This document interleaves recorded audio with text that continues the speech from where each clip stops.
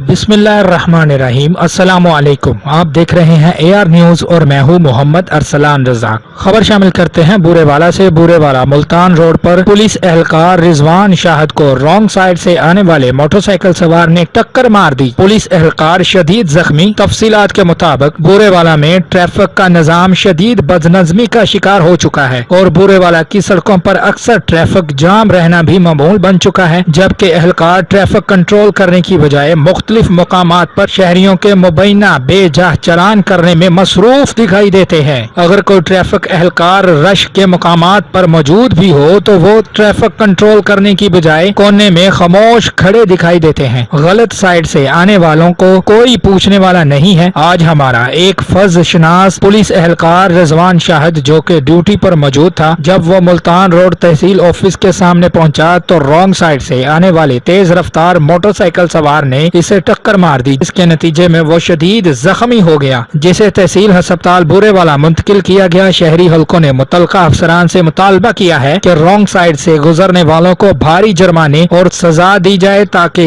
इसकी रोकथाम से अवाम हादसा से बच सके।